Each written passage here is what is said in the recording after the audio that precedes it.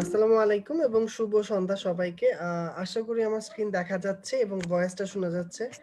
আ ভাইয়ার ভয়েস যদি ক্লিয়ারলি শোনা যায় এবং ভিডিও যদি ক্লিয়ারলি দেখা যায়, ভাইয়াকে একটু কমেন্টে জানাও যে ভাইয়া দেখা যাচ্ছে। ঠিক আছে? তাহলে ভাইয়া আজকের ক্লাসটা শুরু করে দিব।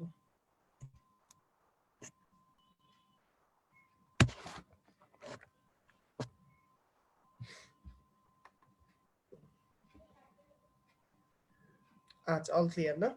আচ্ছা, সবকিছু যদি ক্লিয়ার থাকে তাহলে আমি ক্লাসটা শুরু করে দিচ্ছি।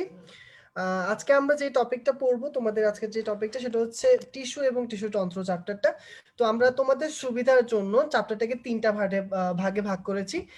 পার্ট 1, পার্ট 2 এবং পার্ট 3 আমরা এইভাবে করে পড়বো সিরিয়াল ওয়াইজ।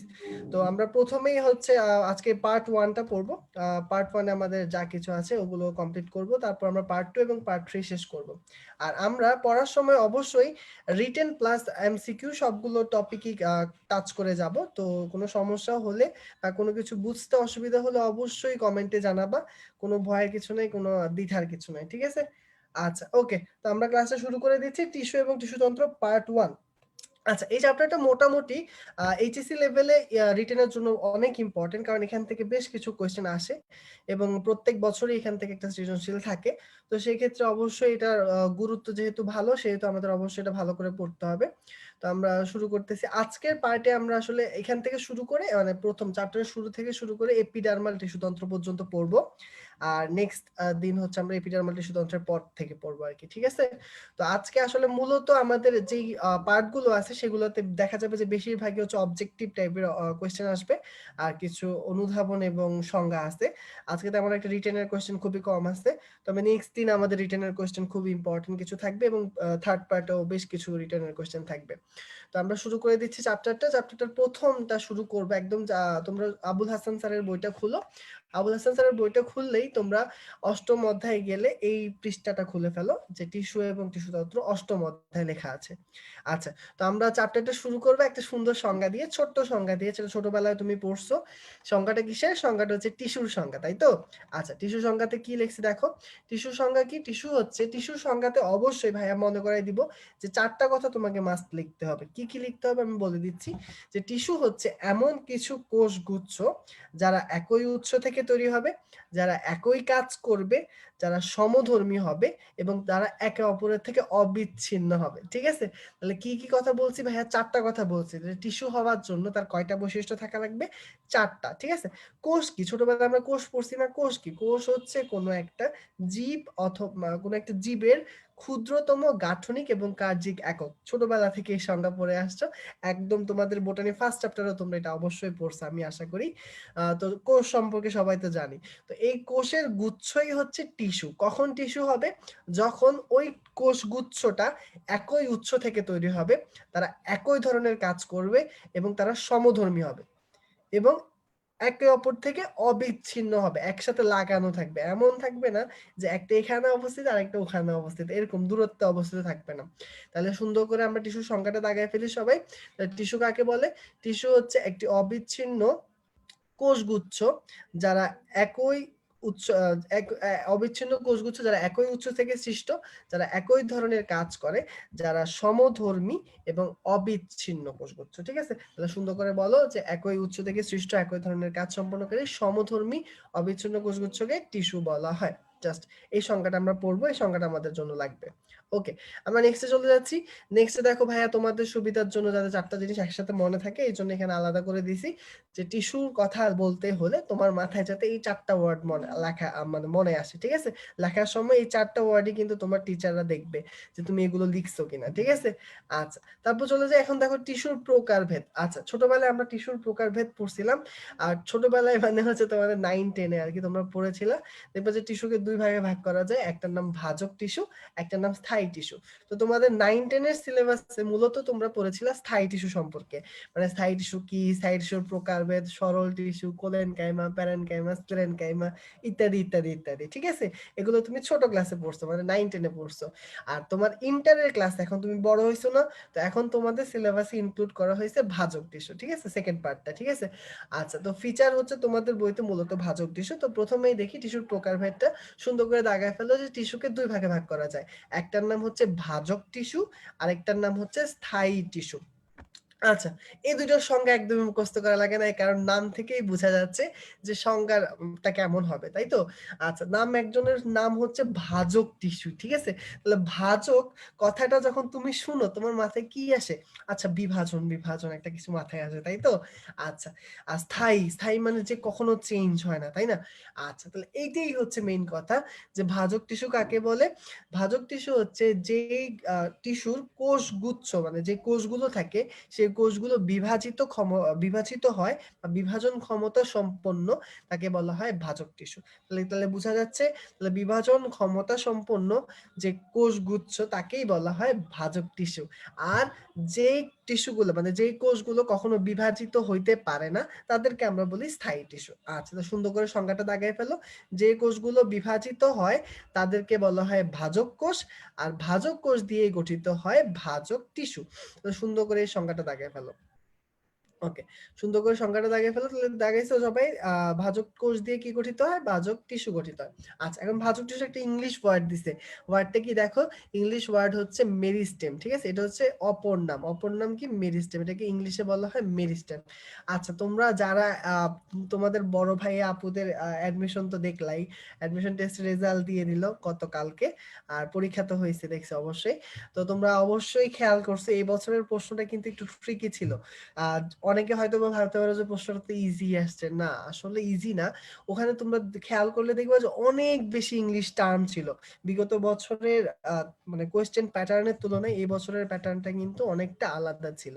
তার মানে বোঝা যাচ্ছে যে ইংলিশ ওয়ার্ড গুলো টিচাররা কিন্তু তোমাদের থেকে জানতে চাচ্ছে। তো যারা মানে মেডিকেলের জন্য স্বপ্ন দেখতেছো বা যারা সামনে ইচ্ছে আছে যে মেডিকেলে চান্স পেতে চাও, তাদের জন্য অবশ্যই এখন থেকে যেহেতু কোয়েশ্চেনের প্যাটার্নটা এই বছরই একটু চেঞ্জ হয়েছে, তো সেজন্য আমি বলে দিচ্ছি যে একটুখানি করে হলো ইংলিশ ওয়ার্ড গুলো একটুখানি করে জানার চেষ্টা করো। ধরো তোমার কোয়েশ্চেন আসছে, হঠাৎ করে লেখা দেওয়া আছে দেখবো যে মেরিস্টেমেটিক টিস্যু। তো তুমি তো আকাশ থেকে পড়বা যে ভাই মেরিস্টেমেটিক টিস্যু তো আমি পড়ি নাই, আমি পড়ছি ভাজক টিস্যু, আমি পড়ছি স্থায়ী টিস্যু, এটা আবার কোথা থেকে আসলো? কিন্তু তুমি যদি একটুখানি আইডিয়া রাখতা যে ভাজক টিস্যু মানে মেরিস্টেম, তখন তুমি ঠিকই বুঝে যাইতে আরে এটা তো মেরিস্টেমেটিক টিস্যু মানে তো ভাজক টিস্যুই হবে, তাই না? আচ্ছা, তো এই জন্য বলতেছি যে হ্যাঁ ঠিক আছে, আমরা বাংলা মিডিয়ামের স্টুডেন্ট, আমরা বাংলা বই পড়ি, সবকিছু ঠিক আছে, বাট আলটিমেটলি তুমি যখন ডাক্তার হইতে যাবা বা উপরের লেভেলের বইগুলা পড়বা, সব বই তো ইংলিশেই লেখা, তাই না? তো স্যাররা হয়তো বা ওরকম ইংলিশ জানতে চাচ্ছে তোমাদের থেকে। তো এই জন্য এগুলো কিছু কিছু টার্মের ইংলিশ ওয়ার্ড গুলো একটুখানি জানার চেষ্টা করবা, ঠিক আছে? এখন থেকে আস্তে আস্তে চর্চা করো, তাহলে আর অ্যাডমিশনে কষ্ট হবে না, ঠিক আছে? আচ্ছা, তাহলে দেখো ভাজক টিস্যুর একটা অপর নাম হচ্ছে মেরিস্টেম, ঠিক আছে? আচ্ছা, এটাকে বলা হয় মেরিস্টেমেটিক টিস্যু। ওকে, আচ্ছা গেল। তাহলে এখন আসো ভাজক টিস্যুর বৈশিষ্ট্য পড়বো, চলো আমরা। ভাজক টিস্যুর বৈশিষ্ট্য এখন আমরা একদম মুখস্থ করে ফেলবো। জাস্ট ভাইয়াকে ৫টা মিনিট সময় দিবা আর একদম স্ক্রিনের দিকে একটুখানি মনোযোগ দিবা। কথা দিলাম যে এখনই মুখস্থ হয়ে যাবে, ওকে? আচ্ছা, চলো আমরা এখন মুখস্থ করি ভাজক টিস্যুটা। তো দেখো ওই ভাজক টিস্যুর যে বৈশিষ্ট্য লেখাটা, ওইটার পাশে এই চিত্রটা আছে, এই যে সুন্দর এই চিত্রটা আছে, ঠিক আছে? আমি এই চিত্রটাকে আলাদা করে আনছি, ঠিক আছে? তো তোমরা সবাই এই চিত্রটার দিকে তাকাও, এই চিত্রটা থেকে আমরা মুখস্থ করে ফেলবো, আমাদের আর কিচ্ছু লাগবে না, বলে দিলাম, ওকে? আচ্ছা, তো আমরা চলো চিত্রটার দিকে তাকাই। আচ্ছা, তো আগে ভাইয়ার সাথে সাথে তোমরা একটু বলো, ঠিক আছে? বসে বসে বলো যে কোষের নাম কি, মানে টিস্যুটার নাম কি? টিস্যুটার নাম হচ্ছে ভাজক টিস্যু। তাহলে অবশ্যই তার একটা ক্ষমতা থাকার কথা। কি ক্ষমতা থাকবে? তার ক্ষমতা হচ্ছে বিভাজন ক্ষমতা। তাহলে দেখো, নাম তার ভাজক টিস্যু, তাহলে তার কোন ক্ষমতা থাকবে? তার অবশ্যই কোষগুলোর বিভাজন ক্ষমতা থাকবে। এখন তোমরা ভাইয়াকে আনসার করো তো দেখি, যে একটা কোষ সে যদি জীবিত হয় সে বিভাজিত হবে, নাকি সে যদি মৃত হয় বিভাজিত হবে? মৃত জিনিস কি কখনো বিভাজিত হইতে পারে? এটা কি অনন্ত জলিলের কোনো মুভি যে বলবে মৃত মানুষ কি কখনো কথা বলতে পারে? তাহলে মৃত জিনিস তো কখনোই বিভাজিত হইতে পারে না। তাহলে বুঝাই যাচ্ছে যে ভাজক টিস্যু যেহেতু, তারা তো বিভাজিত হয়। তো বিভাজিত হইতে হওয়ার শর্তটা কি? কোষগুলো অবশ্যই জীবিত হইতে হবে। তাহলে ২ নাম্বার বৈশিষ্ট্য তুমি পারতেছো। ১ নাম্বার বৈশিষ্ট্য কোষগুলো বিভাজন ক্ষমতা সম্পন্ন, ২ নাম্বার বৈশিষ্ট্য কোষগুলো জীবিত। আচ্ছা, এতটুকু তুমি অন্তত পারো।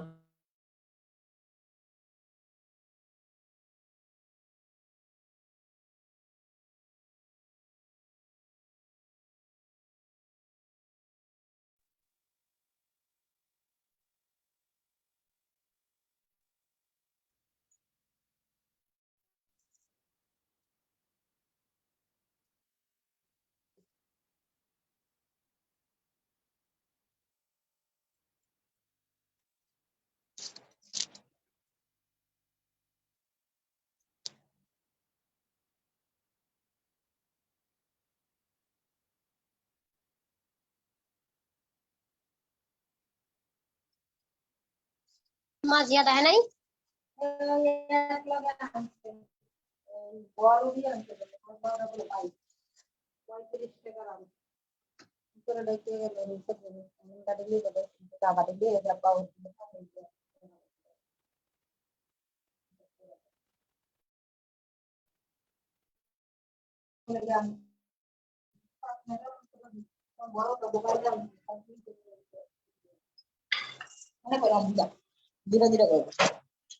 কেন আমাদের এত কম পড়ছে কেন 35 টাকা না আমরা কত টাকা আনছি আমরা 15 আনছে 20 15 টাকার ও পাড়া দি আর পাইছে 6 নাকি এদি ছোট ছোট তো 15 টাকা আমাদের 15 টাকার এত কম পড়ছে কেন হ্যাঁ 15 টাকার এত কম পড়ছে কেন বলবো না মিলা দেখো আল্লাহ এগুলো কেন চিল্লি কাম করা ওরা মানুষ 10 টাকা দেয় 15 টাকা কাই নিব না কোন দোকান যান 10 টাকা আরে আমরা যে মনে আছে আমরা যাই খাইতাম ওই সকালে দেয়া ওই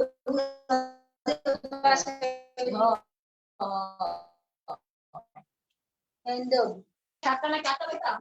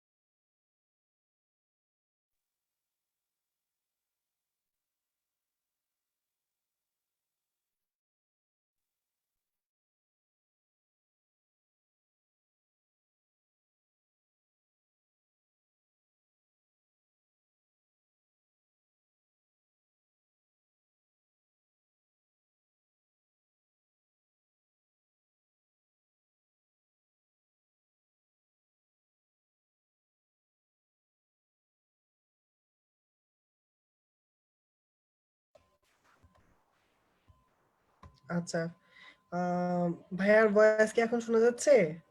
আসলে ওই কারেন্ট চলে যাওয়ার কারণে বোধহয় একটু সমস্যা হয়েছিল, যার কারণে চলে গেছে। ভাইয়াকে যদি ক্লিয়ারলি শুনতে পাও একটু ভাইয়াকে একটু জানাও যে ভাইয়া দেখা জি যাচ্ছে। ভাই ক্লিয়ার। আচ্ছা ওকে, ক্লিয়ার হলে আমরা কন্টিনিউ করি। কারেন্ট চলে যাওয়াতে একটু সমস্যা হয়েছে। ওকে আচ্ছা, তো আমরা যেখানে ছিলাম আমরা সেখান থেকে কন্টিনিউ করতেছি। সরি আসলে বিদ্যুতের কারণে একটু ঝামেলা হচ্ছে। আচ্ছা ওকে, চলো শুরু করা যাক। আমরা ছিলাম ভাজক টিস্যুর বৈশিষ্ট্য পড়তেছিলাম, তাই তো? আচ্ছা, তো ভাজক টিস্যুর বৈশিষ্ট্যের মধ্যে ভাই দুইটা বৈশিষ্ট্য পড়াই দিছি অলরেডি। কি বললাম যে টিস্যুর নাম হচ্ছে ভাজক টিস্যু, তাহলে তার ক্ষমতা থাকবে কি ক্ষমতা? বিভাজন ক্ষমতা, একটা পারো। 2 নাম্বার বৈশিষ্ট্য কি? 2 নাম্বার বৈশিষ্ট্য হচ্ছে ভাজক টিস্যু সে অবশ্যই কোষগুলো কেমন হইতে হবে? জীবিত হইতে হবে। মৃত হলে তো অবশ্যই বিভাজন হবে না। আচ্ছা, এবার আমরা কি করব? এই চিত্র 3টার দিকে তাকাও। এই চিত্র 3টাকে আমরা একদম আমাদের মাথায় সেট করে ফেলবো। চলো, ঠিক আছে? এই চিত্রগুলো থেকে আমরা ভাজক টিস্যুর সব বৈশিষ্ট্য মুখস্থ করব। ওকে? আচ্ছা আসো। প্রথমে দেখো এই চিত্রগুলোর মধ্যে দেখো এই যে এই কোষগুলো দেওয়া আছে, কোষগুলো বিভিন্ন আকৃতির দেওয়া আছে। কি আছে দেখো, বিভিন্ন আকৃতির দেওয়া আছে। দেখো এখানে একগুলো কোষ আছে, এগুলো দেখতে ষড়ভুজের মতো। এখানে একগুলো আছে, এটা হলো লম্বাকার বা নলাকার।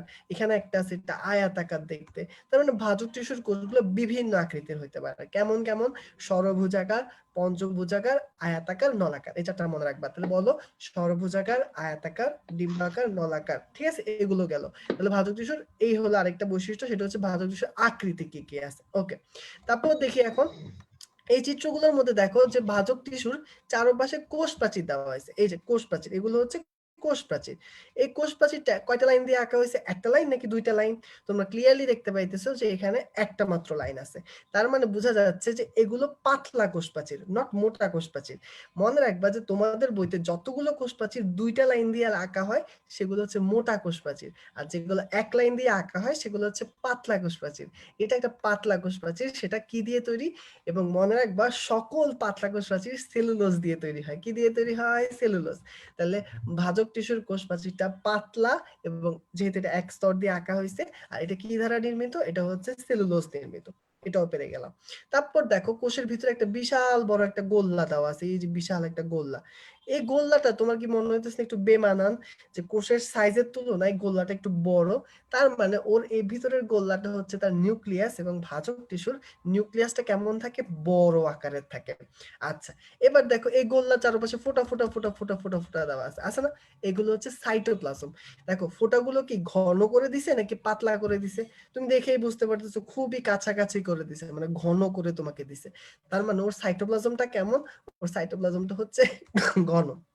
আরো দুইটা বৈশিষ্ট্য পারলাম। কি কি পারলাম? যে ওর নিউক্লিয়াসটা বড়, ওর সাইটোপ্লাজমটা ঘন। আচ্ছা, এই দুইটাও আমরা পারি। আচ্ছা, এবার আসি লাস্ট তিনটা বৈশিষ্ট্য। লাস্ট বৈশিষ্ট্য কি কি মনে রাখবো?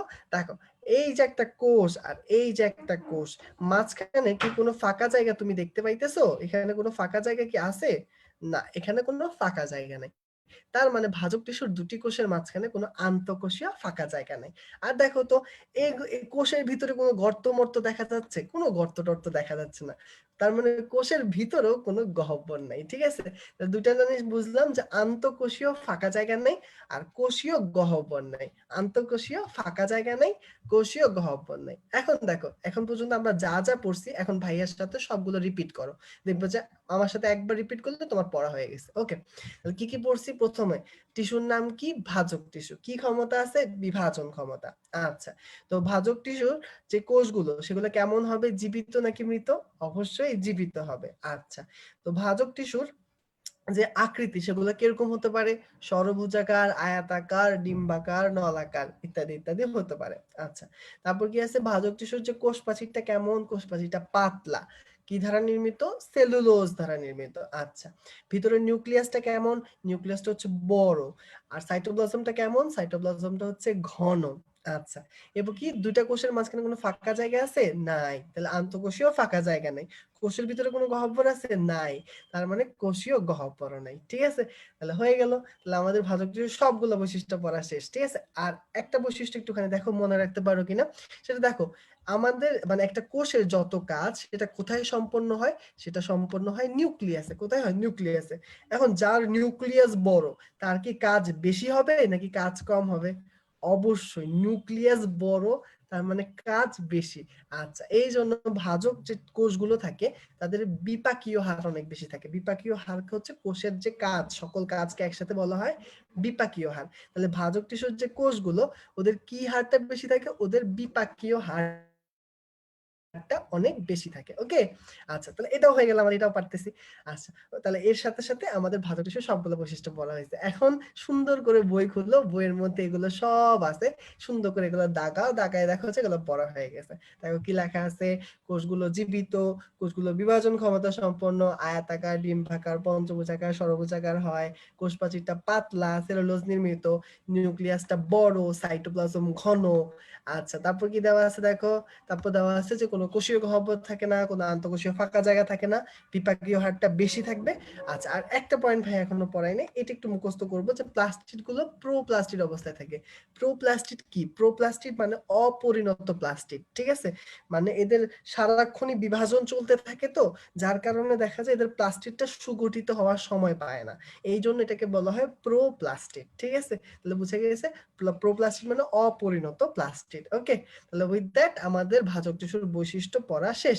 এই পর্যন্ত যতটুকু ভাইয়া বলছি যদি ক্লিয়ার হয় বা ভাজক টিস্যুর বৈশিষ্ট্য যদি মুখস্থ হয়, ভাইকে একটু কমেন্টে লিখে জানাও যে ভাইয়া আমার পুরোটা মুখস্থ হয়েছে, ঠিক আছে?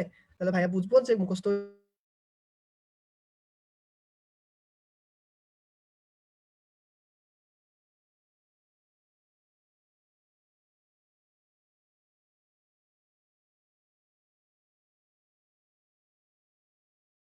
তো হয়েছে, কমেন্টে লিখে জানাও ভাইয়াকে, একটু দেখি ভাইয়া।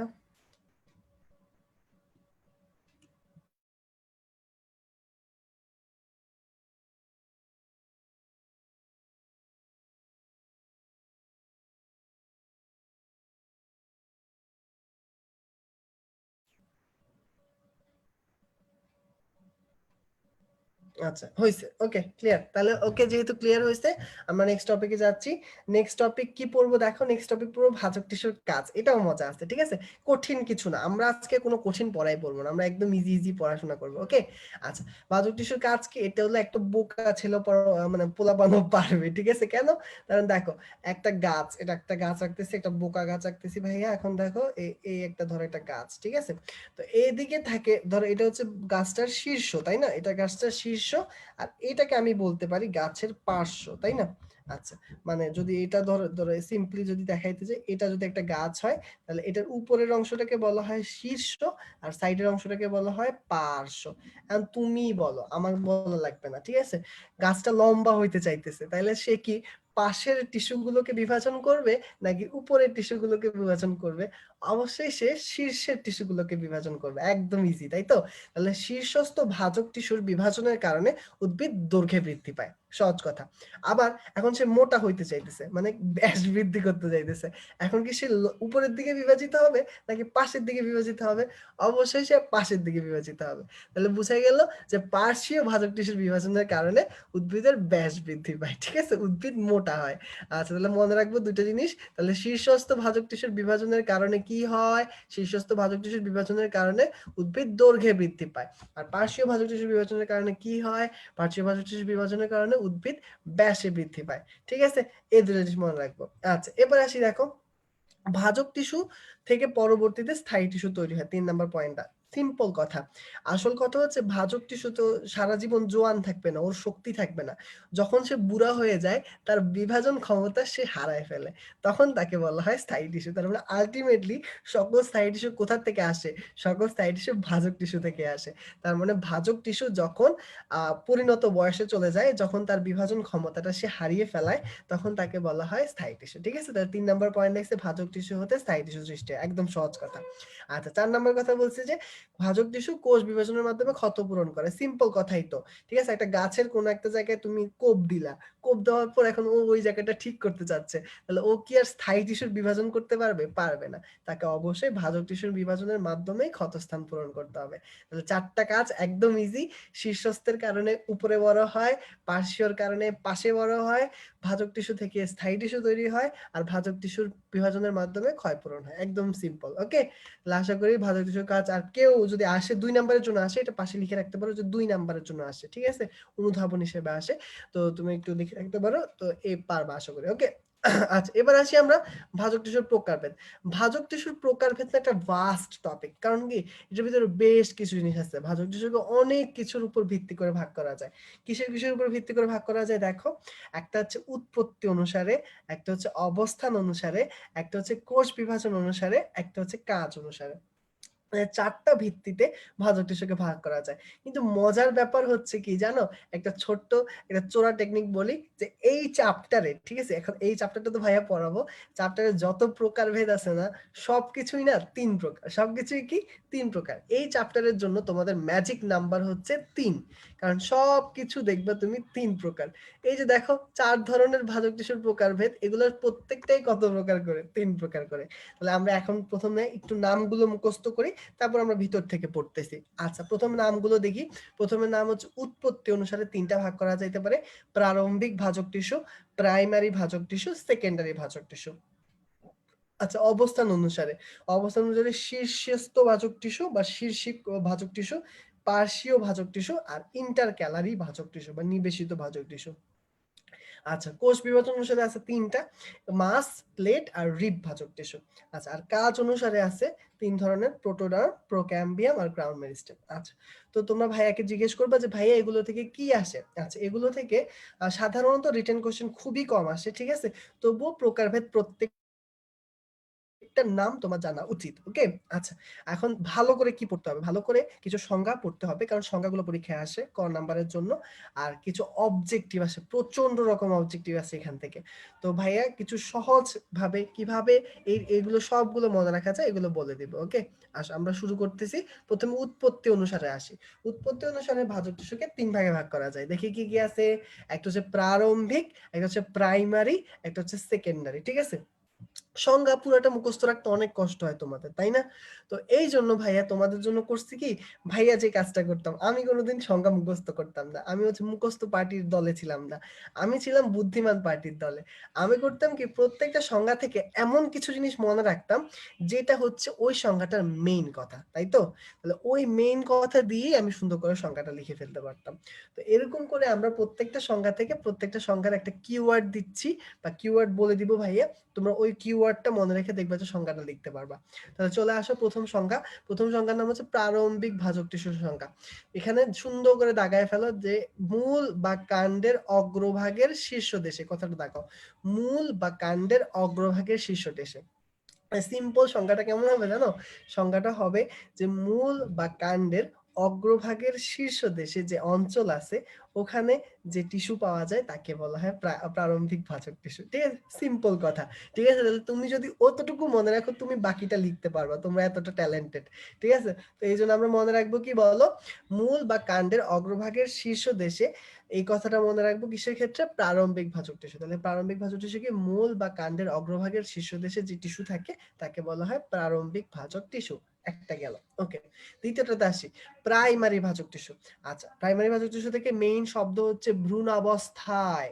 এই কথাটা সুন্দর করে একটু মার্ক করে গোল্লা করে রাখেন। এটা দেখে আপনি মনে রাখবেন, যে ভাজক টিস্যু ভ্রূণাবস্থায় উৎপত্তি পায় তাকে বলা হয় প্রাইমারি ভাজক টিস্যু। একদম সিম্পল কথা। তাহলে কি ছিল? যেটা হচ্ছে প্রারম্ভিক, সেখানে মনে রাখছি মূল বা কাণ্ডের অগ্রভাগের শীর্ষ দেশে। আর প্রাইমারিতে মনে রাখবো ভ্রূণাবস্থায়। তাহলে যেই ভাজক টিস্যু ভ্রূণাবস্থায় উৎপত্তি পায় তাকে বলা হয় প্রাইমারি ভাজক টিস্যু। ঠিক আছে? ডান, এটাও পারবা। এবার আসি ৩ নাম্বারটাতে। চলো, ৩ নাম্বারটার নাম হচ্ছে সেকেন্ডারি ভাজক টিস্যু। এটা আরো সোজা। এটা কি? এটা হচ্ছে যেই ভাজক টিস্যু স্থায়ী টিস্যু থেকে উৎপন্ন হয়। তাহলে সুন্দর করে ২ নাম্বার লাইনে পাবা, বইয়ের মধ্যে এই কথাটা লাগায় রাখো, স্থায়ী টিস্যু হতে উৎপন্ন হয়। তাহলে সেকেন্ডারি টিস্যু কাকে বলা হয়? যে ভাজক টিস্যু স্থায়ী টিস্যু থেকে তৈরি হয় তাকে বলা হয় সেকেন্ডারি ভাজক টিস্যু। এখন তোমরা বলবে ভাইয়া তো আপনি তো কিছুক্ষণ আগেই বলছেন যে নাম তার স্থায়ী টিস্যু, সে কখনো বিভাজিত হয় না, তাহলে এখন আবার নিজের কথার বরখেলাপ করতেছেন কেন? না, ওরকম কিছু না। স্থায়ী টিস্যু স্পেশাল কিছু উদ্দীপনা পাইলে বিভাজনে যাইতে পারে। সে হয়তো বুড়া হয়ে গেছে, এখন পিছনে যদি আগুন লেগে যায়, সে বুড়া বলে যে সে দৌড়াবে না এরকম কোনো কথা নাই। ঠিক আছে? তাহলে কি হইলো, স্থায়ী টিস্যু স্পেশাল কিছু উদ্দীপনা এবং স্পেশাল কিছু ক্ষেত্রে বিভাজিত হইতে পারে, তখন যে ভাজক টিস্যুটা তৈরি হয় তাকে আমরা বলি সেকেন্ডারি ভাজক টিস্যু। ওকে, তাহলে আমরা এটাও পড়ে ফেলছি। আচ্ছা, তাহলে হয়ে গেল আমাদের ৩টা সংজ্ঞা। তাহলে প্রথমটা মনে রাখো, প্রথমে হচ্ছে প্রারম্ভিক ভাজক টিস্যু। তাহলে মূল এবং কাণ্ডের অগ্রভাগের শীর্ষ দেশে যে ভাজক টিস্যু পাওয়া যায় তাকে বলা হয় প্রারম্ভিক ভাজক টিস্যু। প্রাইমারি ভাজক টিস্যু, যে ভাজক টিস্যু ভ্রূণাবস্থায় উৎপত্তি লাভ করে তাকে বলা হবে প্রাইমারি ভাজক টিস্যু। আর সেকেন্ডারি ভাজক টিস্যু কি, যেটা স্থায়ী টিস্যু হতে উৎপন্ন হয় তাকে বলা হবে সেকেন্ডারি ভাজক টিস্যু। একদম ইজি। আচ্ছা, এখন একটা অবজেক্টিভ দাগাই দিচ্ছি, এটা পরীক্ষা এত বেশি ফেস করবা যে ভাইয়ার কথা মনে আসবে প্রত্যেকবার ফেস করার পর পর, ভাইয়া বলে দিছি এই জন্য। আচ্ছা, সেটা হচ্ছে দাগাও যে সেকেন্ডারি ভাজক টিস্যুর এক্সাম্পল দুটার নাম দাগাও, সুন্দর করে দাগাও, যে কক ক্যাম্বিয়াম এবং ইন্টারফ্যাসিকুলার ক্যাম্বিয়াম। এটা যে পরীক্ষায় কতবার আসবে রে এই কিছুদিনের মধ্যে দেখবা। তাহলে সব সেকেন্ডারি ভাজক টিস্যুর এক্সাম্পল কি কি? দুইটা, একটা হচ্ছে কক ক্যাম্বিয়াম, একটা হচ্ছে ইন্টারফ্যাসিকুলার ক্যাম্বিয়াম। কক ক্যাম্বিয়াম, ইন্টারফ্যাসিকুলার ক্যাম্বিয়াম। ওকে, আচ্ছা, তাহলে এই দুটো টিস্যুর নাম মনে রাখলাম। আর উইথ দ্যাট আমাদের প্রথম পড়াটা হয়ে গেল, ঠিক আছে? প্রথম ভাজক টিস্যুর প্রকারভেদের নামগুলো পড়া শেষ বা সংজ্ঞাগুলো পড়া শেষ। আমরা দ্বিতীয়টাতে চলে যাই। দ্বিতীয়টা হচ্ছে অবস্থান অনুসারে। এটা মনে হয় ভাইয়াকে পড়ায় দিতে হবে না, তোরা এতটা চালাক যে অবশ্যই এটা পারবি। একদমই ইজি, একদমই সহজ, একদমই সিম্পল কথাবার্তা। দেখো নামের মধ্যেই উত্তর আছে। কেমন? অবস্থান অনুসারে নাম কি কি দেখো? শীর্ষস্থ ভাজক টিস্যু, নিবেশিত ভাজক টিস্যু, আর কি? পার্শ্বীয় ভাজক টিস্যু। নাম তার শীর্ষস্থ ভাজক টিস্যু। সে কোথায় থাকবে? সে অবশ্যই শীর্ষে থাকবে। তাহলে সংজ্ঞার মধ্যে দাগাও যে ভাজক টিস্যু কোনো মূল, কাণ্ড, শাখা প্রশাখার শীর্ষে থাকে, মানে শীর্ষে কথাটা মনে রাখবা, তাকেই বলা হয় শীর্ষস্থ ভাজক টিস্যু। সিম্পল সংজ্ঞা, যে ভাজক টিস্যু কোনো মূল, কাণ্ড, শাখা প্রশাখার শীর্ষে থাকবে তাকে আমরা বলবো শীর্ষস্থ ভাজক টিস্যু। আচ্ছা, তাহলে একদম সিম্পল কথা। এরপর চলে যাও, দেখো আছে হচ্ছে ইন্টারক্যালারি এবং পার্শ্বীয়। পার্শ্বীয়টা আগে বোঝাই। পার্শ্বীয় ভাজক টিস্যু কি? যেই ভাজক টিস্যু মূল কাণ্ডের পার্শ্ব দিকে থাকে, মানে পাশের দিকে থাকে, তাকে আমরা বলবো পার্শ্বীয় ভাজক টিস্যু। তাহলে আমাদের শীর্ষস্থ পড়া শেষ, পার্শ্বীয় পড়া শেষ। শীর্ষস্থে মনে রাখছি শীর্ষে কথাটা, আর পার্শ্বীয়তে পার্শ্ব কথাটা। আচ্ছা, এবার আসে ইন্টারক্যালারি। ইন্টারক্যালারি শব্দের অর্থ হচ্ছে নিবেশিত। নিবেশিত মানে কি? নিবেশিত মানে দুইটা লেয়ারের মাঝখানে, ঠিক আছে? স্যান্ডউইচ দেখছো না? স্যান্ডউইচ দেখবো যে স্যান্ডউইচের দুইটা রুটির মাঝখানে যে খাবার টাবার থাকে, অনেক কিছু থাকে, তো ওরকমই যদি দুইটা জিনিসের মাঝখানে কিছু থাকে, ওইটাকে বলা হয় নিবেশিত বা ইন্টারক্যালারি। তো ইন্টারক্যালারি ভাজক টিস্যু কোথায় থাকে? দুটি স্থায়ী টিস্যুর মাঝখানে থাকে। তাহলে দাগাও সুন্দর করে যে দুটি স্থায়ী টিস্যুর মাঝখানে যে ভাজক টিস্যু থাকে তাকে বলা হয় নিবেশিত ভাজক টিস্যু। সুন্দর করে সংখ্যাটা দাগায় ফেলো। ওকে, আচ্ছা, তাহলে আমরা নিবেশিত ভাজক টিস্যুর সংজ্ঞার উপর একটা স্টার দিয়ে দিও। এইটা আবার পরীক্ষায় খুব বেশি বেশি আসে, ঠিক আছে? এটা সংজ্ঞাটা আসে, কারণ এটাতে তোমরা প্যাচ লাগায় ফেলো। মনে রাখবে দুইটা স্থায়ী টিস্যুর মাঝখানে, নট একটা ভাজক একটা স্থায়ী টিস্যুর মাঝখানে, নট দুইটা ভাজক টিস্যুর মাঝখানে। কোথায় থাকবে? দুইটা স্থায়ী টিস্যুর মাঝখানে। ওকে, আচ্ছা, একজন কোয়েশ্চেন করছে যে ভাইয়া ক্যাম্বিয়াম কি? ক্যাম্বিয়াম হচ্ছে এক ধরনের তোমার টিস্যু, ঠিক আছে? এটা হচ্ছে এক ধরনের পরিবহন টিস্যু, ঠিক আছে? এটা সামনে আমরা পড়বো, জাইলেম, ফ্লোয়েম, ক্যাম্বিয়াম, এগুলো এক ধরনের পরিবহন টিস্যু, ঠিক আছে? সামনে পড়তেছি, নো টেনশন, সবকিছু পড়াবো ভাইয়া, নো টেনশন করার কিছু নেই। আচ্ছা, তো ওগুলো গেল। তাহলে ইন্টারক্যালারি ভাজক টিস্যু সংজ্ঞা আশা করি সবাই পারবা, ঠিক আছে? আচ্ছা, আর এখানে এক্সাম্পল দেখানো আছে, এগুলো একটু যদি পড়তে পারো খুবই ভালো, যে ঘাস জাতীয় উদ্ভিদ, পাইন, হর্সটেল ইত্যাদি এগুলো পাওয়া যায়। ওকে, আচ্ছা, দেখো পার্শ্বীয় ভাজক টিস্যুর এক্সাম্পলের মধ্যে দেখবা যে দেওয়া আছে ইন্টারফ্যাসিকুলার আর কক ক্যাম্বিয়াম, এই দুটাকে পার্শ্বীয় ভাজক টিস্যুও বলা হয়, ঠিক আছে? ইন্টারফ্যাসিকুলার আর কি কক ক্যাম্বিয়ামকে কি বলা হয়? পার্শ্বীয় ভাজক টিস্যু বলা হয়, ঠিক আছে? তা দেখো এটা দুইটা জায়গায় পাইলাম, সেকেন্ডারি ভাজক টিস্যু, পার্শ্বীয় ভাজক টিস্যু, ঠিক আছে? তার মানে কি ইন্টারফ্যাসিকুলার আর কক ক্যাম্বিয়াম একদিক থেকে সেকেন্ডারি ভাজক টিস্যু, আরেক দিক থেকে এটা পার্শ্বীয় ভাজক টিস্যু, এটা মনে রাখিও। ওকে, তাহলে গেল আমাদের, এটাও পড়া হয়ে গেল। তাহলে আমরা নেক্সটে চলে যাচ্ছি। দেখো নেক্সটে যেটা পড়বো সেটা হচ্ছে ও আচ্ছা, এখানে একটা চিত্র তোমাদের সুবিধার জন্য, বোঝার সুবিধার জন্য ভাই এনে দিছিলাম। এখানে দেখো, সেটা হচ্ছে দেখো এপিক্যাল মেরিস্টেম মানে শীর্ষস্থ ভাজক টিস্যু, ঠিক আছে? এই যে দেখাচ্ছে যে একটা কাণ্ডের শীর্ষে অবস্থিত, দেখছো? আচ্ছা, ইন্টারক্যালারি মানে এই যে দেখাচ্ছে, দেখো মাঝখান থেকে কেটে দেখাইতেছে যে এটা হচ্ছে স্থায়ী টিস্যুগুলোর মাঝখানে থাকে, নাম হচ্ছে ইন্টারক্যালারি। আর পাশের দিকে দেখো চিত্রের মধ্যে দেখাচ্ছে যে ল্যাটারাল মেরিস্টেম, ঠিক আছে? বা পার্শ্বীয় ভাজক টিস্যু, ঠিক আছে? আচ্ছা, এপিক্যাল মানে শীর্ষস্থ, ল্যাটারাল মানে পার্শ্বীয়, ইন্টারক্যালারি তো ইন্টারক্যালারি, ঠিক আছে? তাহলে আশা করি এগুলো বুঝতে কোনো অসুবিধা হচ্ছে না। ওকে, পারবো আমরা সবাই। আচ্ছা, এই পর্যন্ত যদি সবার ক্লিয়ার হয় তাহলে ভাইয়াকে একটু কমেন্টে লিখে জানাও যে ভাইয়া ক্লিয়ার হয়েছে, সবকিছু বুঝতে পারছি অন্তত। এবং সবকিছু একবার পড়লে ভাইয়া বুঝাই দিব, বাসায় যে একবার পড়বা, কথা দিলাম যে আর কোনো সমস্যা হবে না পড়তে, কারণ চ্যাপ্টারটা খুবই ইজি এবং সবচেয়ে সিম্পলিফাইড চ্যাপ্টার গুলোর একটা, ঠিক আছে? কোনো সমস্যা হওয়ার কথা না। ক্লিয়ার হলে ভাইয়াকে একটু কমেন্ট করে জানাও যে ভাইয়া ক্লিয়ার।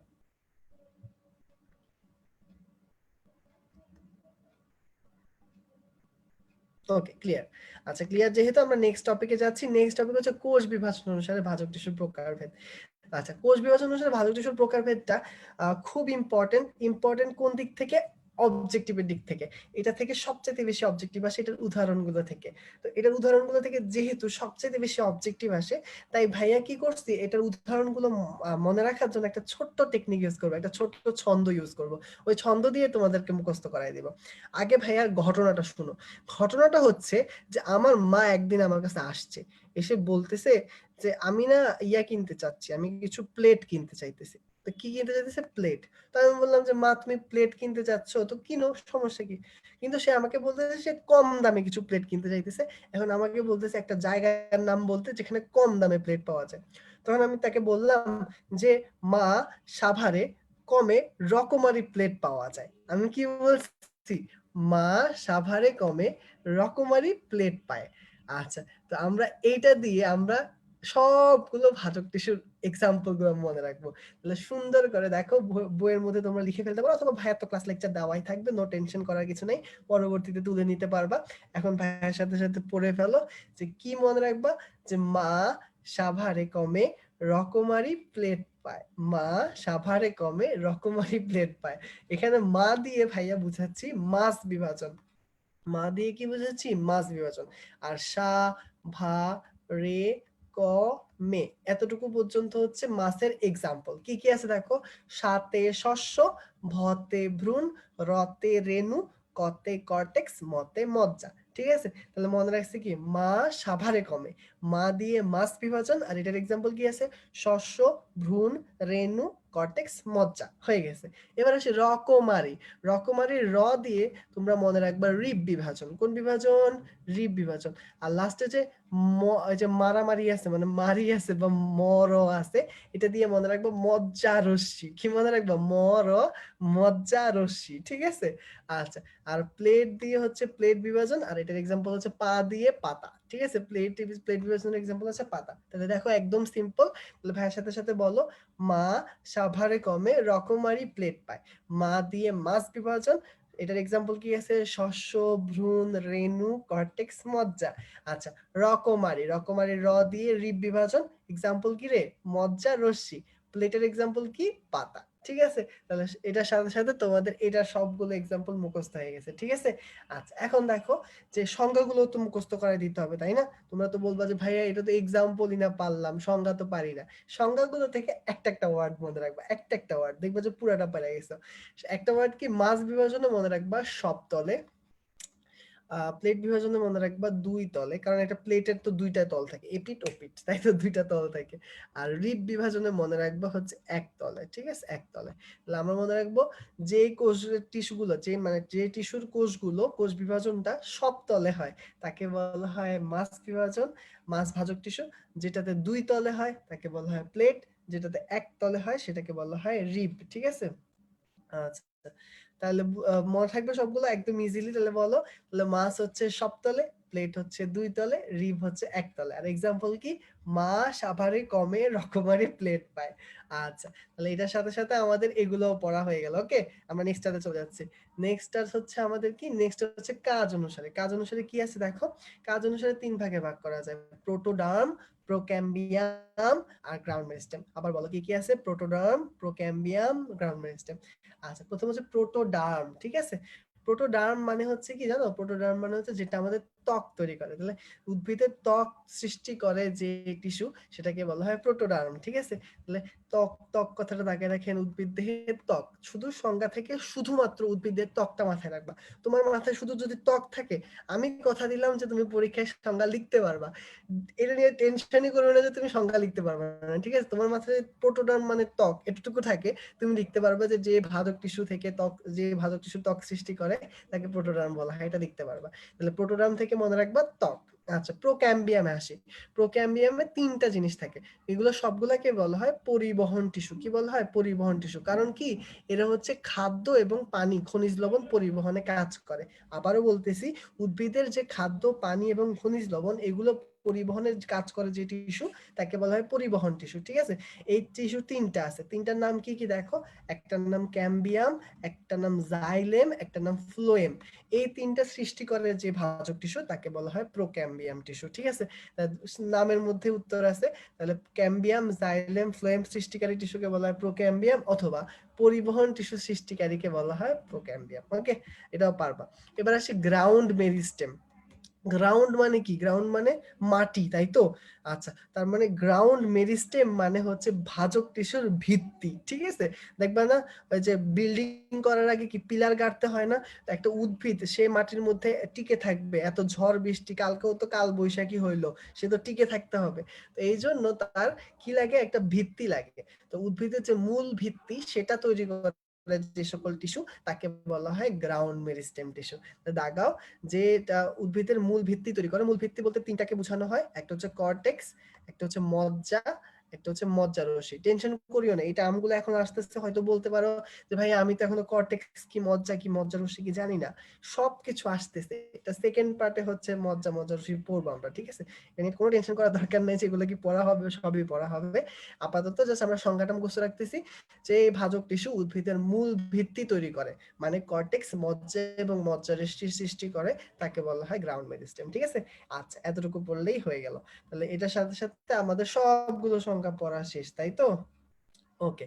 আচ্ছা, একটা কোশ্চেন আসছে, কোশ্চেন ছিল কি ইন্টার ক্যালারি আর পার্সিও দুইটাই স্থায়ী টিস্যুর মাঝখানে থাকে, এমসিকিউ তো কোথায় থাকবে, এই দুইটা কখনো তোমাকে একসাথে দিয়ে দিবে না, ঠিক আছে। এই দুইটা একটা দিবে, যে কোনো একটা দিবে, হয় তোমাকে বলে দিবে ইন্টার ক্যালারি, নয় দিয়ে দিবে পার্সিও, কখনো একসাথে দিবে না। ওইটা নিয়ে টেনশন করার কিছু নেই, স্যাররা তো ওটা জানে রে বাবা। আচ্ছা, ওকে। আসো নেক্সটে চলে যাচ্ছি, আমরা এগুলো সব দেখছি, এগুলো পারবো। আচ্ছা, এবার আসি স্থায়ী টিস্যু, ঠিক আছে। স্থায়ী টিস্যু থেকে, আসলে স্থায়ী টিস্যু তো 9-10-এ তোমাদের ফিচার করা হয়েছিল, ইন্টারে তোমাদের স্থায়ী টিস্যু থেকে তেমন একটা কোশ্চেন আসে না। তবুও মাঝে মধ্যে কোনো কোনো স্যার থাকে যাদের একটুখানি মনে চায় তোমাদের পুরাতন জ্ঞানগুলোকে যাচাই করার। তো এই জন্য ভাই একটুখানি পড়াই দিব, যাতে ওই স্যারদেরকে আমরা একটু ধুলি দিতে পারি চোখের মধ্যে। ওকে, আমরা আসি, তাহলে কি পড়বো? স্থায়ী টিস্যু। স্থায়ী টিস্যুর প্রথম সংজ্ঞাটা আমরা পড়ি, কিন্তু একদম ইজি। একদম ইজি কেন বলতেছি, কারণ সবকিছুই ভাজক টিস্যুর উল্টা। কি দেখবা? উল্টা। দেখো, সংজ্ঞা দিয়ে শুরু হচ্ছে। দেখো সংজ্ঞাটা কি রাখছে, ভাজক টিস্যুর তে পড়ছিলাম কি, যে টিস্যুর কোষগুলো বিভাজনে সক্ষম তাকে বলা হয় ভাজক টিস্যু। আর এখানে দেখো লেখা আছে, যে টিস্যুর কোষগুলো বিভাজনে অক্ষম তাকে বলা হয় স্থায়ী টিস্যু। তাহলে সুন্দর করে দাগাও যে বিভাজনে অক্ষম কোষ সম্পন্ন টিস্যুকে বলা হয় স্থায়ী টিস্যু। একদম ইজি। তারপর চলে আসে স্থায়ী টিস্যুর বৈশিষ্ট্য। একটা বৈশিষ্ট্য মুখস্থ করবা না, আমি বলে দিলাম, একটা বৈশিষ্ট্য মুখস্থ করবা না। পাশে শুধু লেখো তো উল্টা, এখান দিয়ে এই জায়গা দিয়ে খালি জায়গা আছে না, এই জায়গায় দিয়ে লেখো উল্টা। এখন ভাইয়া ভাজক টিস্যুর গুলো মনে করে দিতেছি, ওগুলাকে উল্টাও, দেখো যে সব মিলে যাবে। আসো, ওখানে আমরা পড়ছিলাম যে ভাজক টিস্যু, ওদের কোষগুলোর একটা ক্ষমতা থাকে। কি ক্ষমতা? বিভাজন ক্ষমতা। আর এখানে দেখো প্রথম পয়েন্টে লেখা আছে এদের বিভাজন ক্ষমতা নাই, মানে এরা বিভাজনে অক্ষম। আচ্ছা, প্রথম পয়েন্ট পেয়ে গেলাম। আচ্ছা, ওখানে ছিল কোষগুলো যেহেতু বিভাজিত হয়, কোষগুলো অবশ্যই কেমন হইতে হবে? জীবিত, মাস্ট এন্ড মাস্ট জীবিত হইতে হবে। আচ্ছা, এখানে যেহেতু বিভাজনে অক্ষম, তারা জীবিতও হইতে পারে, তারা মৃতও হইতে পারে, ডোন্ট কেয়ার, ঠিক আছে। আচ্ছা, তাহলে দেখো টিস্যুতে দুই রকমের কোষ থাকে, দাগাও জীবিত এবং মৃত। তার মানে এরা মৃত হতে পারে, কিন্তু ভাজক টিস্যু ইজ অলওয়েজ জীবিত। ওকে, দুইটা পেরে গেলাম। ওখানে পড়ছিলাম যে কোষ প্রাচীরটার দিকে দেখাইছিলাম না, দেখাইছিলাম একটা সিঙ্গেল লাইন দিয়ে কোষ প্রাচীর আঁকা, বলছিলাম কি পাতলা কোষ প্রাচীর থাকে, সেলুলোজ নির্মিত। এখন দেখেন এটার 5 নাম্বার পয়েন্টে পাবেন, এদের কোষ প্রাচীর হচ্ছে মোটা কোষ প্রাচীর। উল্টাও, পাতলাকে উল্টা করলে কি হয়? মোটা, তাই তো? তাহলে অপেক্ষাকৃত স্থূল এবং পুরু কোষ প্রাচীর থাকে। আচ্ছা, ওখানে আমরা পড়ছিলাম যে কোষের ভিতরে বিশাল বড় একটা নিউক্লিয়াস, সাইটোপ্লাজমটা ঘন। এই দুটোকে উল্টা হতো, বড় নিউক্লিয়াসের উল্টা কি হয়? ছোট নিউক্লিয়াস। আর ঘন সাইটোপ্লাজমের উল্টা কি হয়? পাতলা সাইটোপ্লাজম বা অল্প সাইটোপ্লাজম। দাগাও 7 নাম্বার পয়েন্টে দেওয়া আছে, নিউক্লিয়াস স্বাভাবিকের থেকে ছোট হয় এবং কোষের এক পাশে অবস্থান করে। আর দেখবা যে লেখা আছে 3 নাম্বার পয়েন্টে, সাইটোপ্লাজম স্বাভাবিকের চেয়ে কম। তাহলে সিম্পল কথা, তাহলে এই দুটাও পেরে গেলাম। আচ্ছা, তাহলে এর সাথে সাথে আমাদের ভাজক টিস্যু মোটামুটি সব বৈশিষ্ট্য বলা হয়ে গেছে। আরেকটা বৈশিষ্ট্য দেখো, ওখানে বলছিলাম যে কোনো কোষীয় গহ্বর থাকে না। আটকে গেছে। আমার ভয়েস কি শোনা যাচ্ছে বা কোথাও সমস্যা হচ্ছে? না ঠিক আছে, ওকে। আচ্ছা, ভাজক টিস্যু তো ওখানে বলছিলাম কি ওখানে কোনো কোষীয় গহ্বর থাকে না, তাই তো? আর এখানে দেখো এখানে বিশাল বড় কোষীয় গহ্বর থাকে, তাহলে কোষ গহ্বর অপেক্ষাকৃত বড়। তাহলে দেখছো একটা বৈশিষ্ট্য এখান থেকে মুখস্থ করার তোমাদের কোনো দরকার নেই। ভাইয়া ভাজক টিস্যুর বৈশিষ্ট্যটা যেভাবে চিত্র দেখে মুখস্থ করাই দিছি, শুধু ওইটা মুখস্থ রাখবা। আর বাকি সব কিচ্ছু মুখস্থ করার দরকার নেই, সবগুলাকে উল্টায় উল্টায় উল্টায় লিখে দিবা, ঠিক আছে? তাহলে স্থায়ী টিস্যুর বৈশিষ্ট্য হচ্ছে উল্টায় উল্টায় লেখাই দিবা, শেষ, এটা হয়ে গেল। এবার আসো কি ভাজক টিস্যুর স্থায়ী টিস্যুর কাজ। স্থায়ী টিস্যুর কাজের ক্ষেত্রে চারটা জিনিস মাথায় রাখবা। স্থায়ী টিস্যুর কাজ হচ্ছে চারটা। এটা হচ্ছে খাদ্য তৈরি করা, পানি এবং খাদ্য সঞ্চয়, পানি খাদ্য পরিবহন আর দৃঢ়তা প্রদান করা, ঠিক আছে? যারা চারটা কাজ মনে হয় মাথায় রাখো, খাদ্য তৈরি, পানি খাদ্য সঞ্চয়, পানি খাদ্য পরিবহন আর দৃঢ়তা প্রদান, ঠিক আছে? এটা হচ্ছে স্থায়ী টিস্যুর কাজ।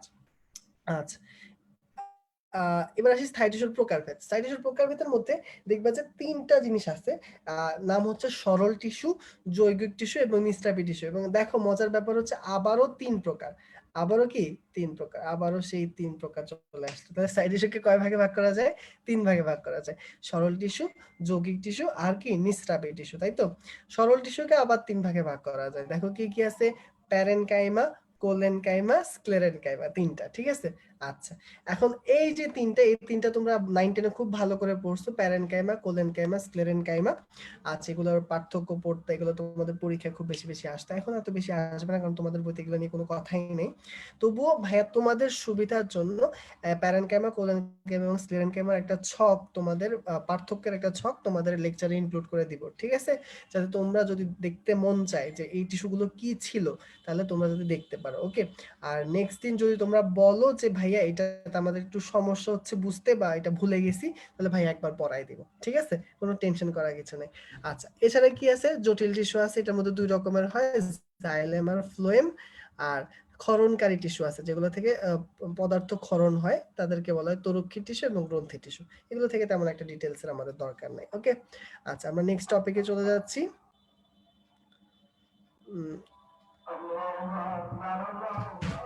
ওকে, নেক্সট টপিকে চলে যাচ্ছি। আজান দিচ্ছে, আমরা 1 মিনিট একটু ইয়া করি, আজানটা শেষ হোক তাহলে। এর মধ্যে যদি কোনো কিছু বুঝতে অসুবিধা হয় বা কোনো কিছুতে সমস্যা হয়, ভাইকে একটু কমেন্টে জানাও। আমরা 1 মিনিট আজানের জন্য নীরবতা দিচ্ছি।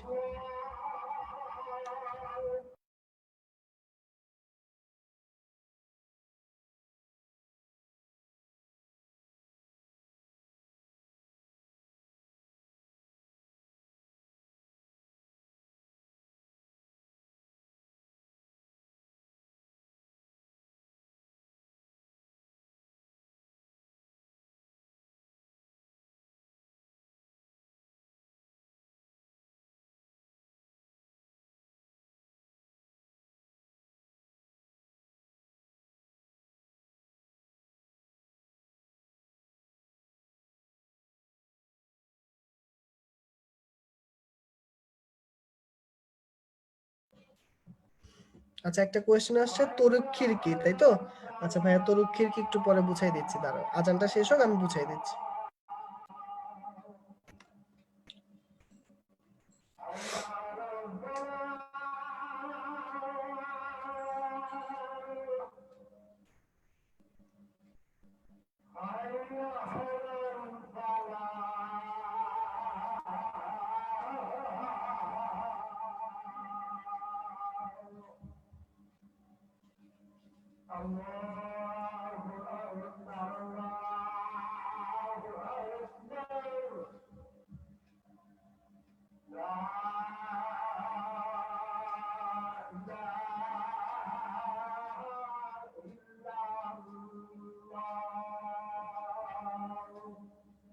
ওকে, আজান শেষ হয়েছে, আমরা শুরু করে দিচ্ছি আবার, ওকে? আচ্ছা, কোয়েশ্চেন ছিল যে তরুক্ষীর কি। তরুক্ষীর কিছু না, তরুক্ষী শব্দের অর্থ হচ্ছে নিঃস্রাবী, ঠিক আছে? বা মানে কোনো কিছু নিঃসরণকারী, ঠিক আছে? সহজ বাংলায় বলা যায় নিঃসরণকারী।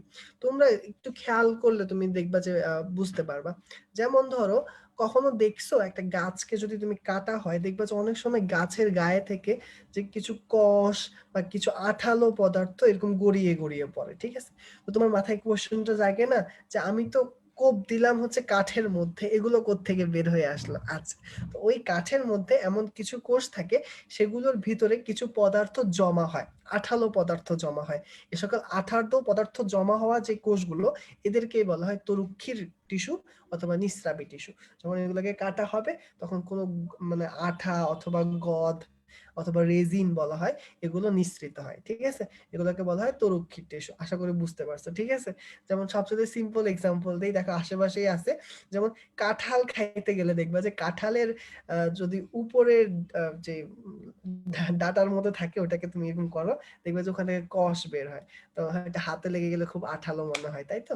তাহলে ওগুলো হচ্ছে এক ধরনের তরুক্ষীর। ঠিক আছে, তাহলে বুঝা গেছে আশা করি তরুক্ষীর কি জিনিস। ওকে, তাহলে এটুকু যদি বোঝা যায়, আমরা নেক্সটে চলে যাচ্ছি। এখানে ভাইয়া 3টা ছবি দিছি, প্যারেনকাইমা টিস্যু, কোলেনকাইমা টিস্যু এবং স্ক্লেরেনকাইমা টিস্যু, এদের পার্থক্য বোঝার জন্য। ঠিক আছে, তোমরা হচ্ছে ভাইয়া ছকটা দিব, ছকটা বাসায় একবার পড়বা, পড়ে দেখবা যে তোমাদের এগুলো মনে আছে কিনা, বা তোমাদের এগুলো রিকল করা লাগবে কিনা। যদি লাগে তাহলে ইনশাআল্লাহ আমি নেক্সট দিন অবশ্যই এটার পার্থক্যটা পড়াই দিব। ঠিক আছে, আচ্ছা চলো আমরা নেক্সট টপিকে চলে যাচ্ছি। নেক্সট টপিক যেটা পড়বো সেটা হচ্ছে দেখো, নেক্সট টপিক যেটা পড়তে যাচ্ছি সেটা হচ্ছে ভাজক টিস্যু স্থায়ী টিস্যু পার্থক্য। এটা অবশ্য পড়া লাগবে না, কারণ আমরা দেখতেই পাচ্ছি যে সবগুলোই হচ্ছে একটার একটার অপোজিট, তাই তো? তাহলে এটা তো আর ভাইয়াকে পড়ায় দেওয়া দরকার নেই, এটা তোমরা অবশ্যই পারবা। এখানে কিছু পয়েন্ট যেগুলো ইম্পর্টেন্ট অবজেক্টিভের জন্য ভাই একটু দাগাই দিছি, 2, 3, 5, 9 এই পয়েন্টগুলো থেকে অবজেক্টিভ বেশি বেশি আসে, চাইলে দাগায় নিতে পারো যে অবজেক্টিভের জন্য ইম্পর্টেন্ট পয়েন্ট কোনগুলো। ওকে, আচ্ছা 2, 3, 5, 9। ওকে, এরপর চলে যাচ্ছি, চলো পরের টপিকে চলে যাই। পরের টপিক হচ্ছে টিস্যু তন্ত্র, তো ঢুকে যাচ্ছি। ঠিক আছে, আচ্ছা টিস্যু তন্ত্রটাকেও দেখো 3 ভাগে ভাগ করা হয়েছে। কয় ভাগে? 3 ভাগে। বলছি না এই চ্যাপ্টারে যা পড়াবো শুধু 3 ভাগে পড়াবো, এখানে ম্যাজিক নাম্বার হচ্ছে 3, তাই তো? আবারও দেখি 3 ভাগে। টিস্যু তন্ত্রটা কি? অনেকগুলো টিস্যু মিলিত হয়ে যদি একই কাজ করে সেটাকে বলা হয় টিস্যু তন্ত্র। মানে কি? একই ধরনের কাজ করা এক বা একাধিক টিস্যুকে বলা হয় টিস্যু তন্ত্র, তাই তো? টিস্যু তন্ত্রকে একজন বিজ্ঞানী ছিলেন, বিজ্ঞানীর নাম হচ্ছে স্যাক্স। সে 3 ভাগে ভাগ করছে, 3টি ভাগে ভাগ করছে। কি কি আছে দেখো নামগুলো। একটা নাম হচ্ছে এপিডার্মাল টিস্যু তন্ত্র, একটা নাম হচ্ছে গ্রাউন্ড টিস্যু তন্ত্র, একটা নাম হচ্ছে ভাস্কুলার টিস্যু তন্ত্র। তো দাগাও সুন্দর করে, তো টিস্যু তন্ত্রকে 3 ভাগে ভাগ করা হয়েছে। একটা হচ্ছে এপিডার্মাল, একটা হচ্ছে গ্রাউন্ড, একটা হচ্ছে ভাস্কুলার। ঠিক আছে, আজকে আমরা শুধুমাত্র এপিডার্মালটা পড়বো, নেক্সট দিন আমরা গ্রাউন্ড এবং ভাস্কুলার শেষ করব। আচ্ছা চলো এপিডার্মাল টিস্যু তন্ত্রে আসি। এপিডার্মাল, এপিডার্মাল শব্দটা আসছে এপিডার্মিস শব্দ থেকে। আবারও বলতেছি ভাইয়া সুন্দর করে শুনো, এপিডার্মাল শব্দটা আসছে কোত্থেকে? এপিডার্মিস শব্দটা থেকে। এপিডার্মিস শব্দের অর্থ হচ্ছে ত্বক। অর্থ কি? ত্বক। আচ্ছা তাহলে এপিডার্মাল টিস্যু তন্ত্র কি?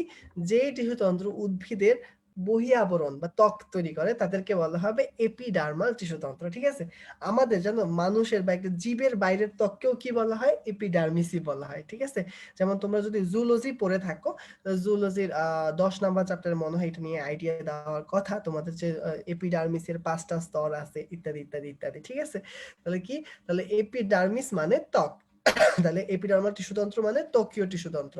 তাহলে যে টিস্যুতন্ত্র উদ্ভিদের বহি আবরণ বা ত্বক তৈরি করে তাকে বলা হয় ত্বকীয় টিস্যুতন্ত্র। তাহলে সুন্দর করে এটা দাগায় ফেলো। আচ্ছা, এরপর চলে যাই আমরা পরের পৃষ্ঠায়। দেখো পরের পৃষ্ঠায় এখানে 2টা ইম্পর্টেন্ট সংজ্ঞা আছে যেটা পরীক্ষায় খুব বেশি বেশি আসে। একটা হচ্ছে কাণ্ড এবং পাতার যে বহি আবরণ বা বাইরের আবরণ, সেটাকে একটা স্পেশাল নাম দেওয়া হয়, সেটাকে বলা হয় এপিডার্মিস। আচ্ছা, আর মূলের যে বহি আবরণ সেটাকে বলা হয় এপিব্লেমা। মানে দুইটাকে নাম আলাদা আলাদা দেওয়া হয়েছে। কাণ্ড বা পাতার আবরণ হইলে সেটাকে বলা হয় এপিডার্মিস, কিন্তু মূলের আবরণ হইলে সেটাকে বলা হয় এপিব্লেমা। এই দুটো সংজ্ঞা আসে, এপিডার্মিস কাকে বলে, এপিব্লেমা কাকে বলে। এই জন্য এটা খুব বেশি ভালো করে পড়তে হবে। ঠিক আছে, তাহলে মূলের বহি আবরণকে বলে এপিব্লেমা, আর কাণ্ডের বহি আবরণকে বলে কাণ্ডের বহি আবরণকে বলে এপিডার্মিস। তো ভাইয়া কেমনে মনে রাখতাম? ভাইয়া তো একটু বুক আমার কাছে স্টুডেন্ট ছিলাম, তো ভাইয়া মনে রাখতাম কি জানো? ভাইয়া মনে রাখতাম হচ্ছে মামু। কি মনে রাখতাম? মামু। এপিব্লেমা, আর এটা থাকে কোথায়? মূলে। তাহলে এই দুটাকে একসাথে মনে রাখা যায় কি? মামু। ঠিক আছে, তাহলে হয়ে গেল। তাহলে তাহলে আর প্যাচ লাগবে না যে মূলের বহি আবরণ হচ্ছে এপিব্লেমা আর কাণ্ড এবং পাতাটা হচ্ছে এপিডার্মিস। ওকে ডান, তাহলে এতটুকু বললেই হয়ে যাচ্ছে। আচ্ছা এবার আসি, ভিতর থেকে অবজেক্টিভ আছে কিছু, আমি একটু অবজেক্টিভ গুলো বলি। দেখো প্রথম অবজেক্টিভ যেটা দাগাবা তোমরা সুন্দর করে, সেটা হচ্ছে দেখো এপিডার্মিসের 2 নাম্বার লাইনে পাবা যে এক সারি প্যারেনকাইমা কোষ দিয়ে সাধারণত এপিডার্মিস গঠিত হয়। তাহলে এপিডার্মিস কি দিয়ে গঠিত হয়? এপিডার্মিস গঠিত হয় হচ্ছে তোমার প্যারেনকাইমা কোষ দিয়ে। কয় সারি? এক সারি। সাধারণত এক সারি প্যারেনকাইমা কোষ দিয়ে এপিডার্মিস গঠিত হয়। আচ্ছা, এখন দেখো পৃথিবীতে সবকিছুতেই তো ব্যতিক্রম থাকে, তাই না? ভালোর যেমন ব্যতিক্রম থাকবে, খারাপেরও ব্যতিক্রম থাকবে, সবকিছুর ব্যতিক্রম থাকে।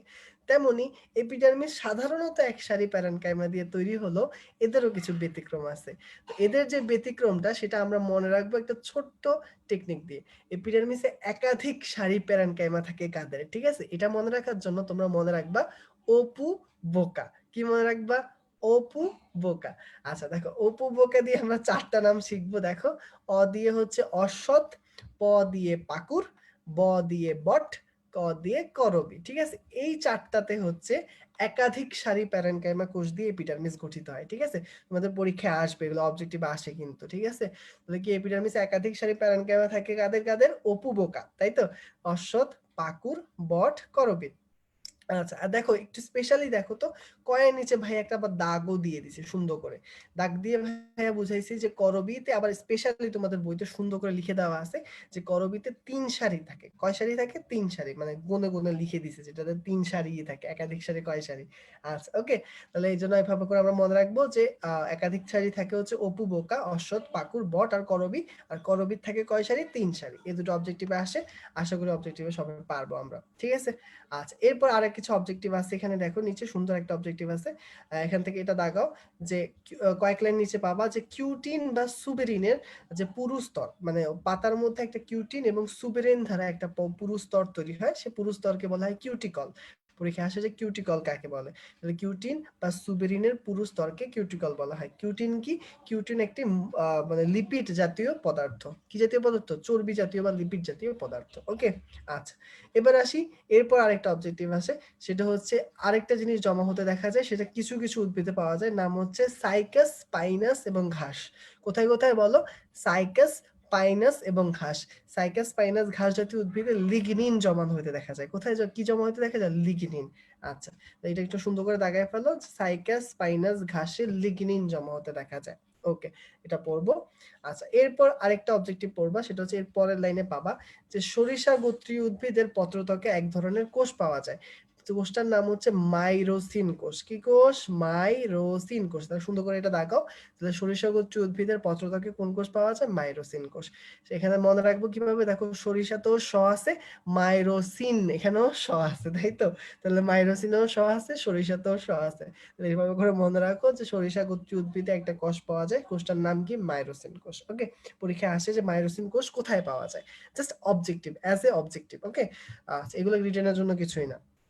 ওকে, এবার দেখো তো ভাই একটা গল্প বলি, অনেক তো পড়াশোনা করছি, আর কি ভাল লাগে পড়াশোনা করতে? ভাল লাগে না। তো এই জন্য আমরা একটা গল্প করি।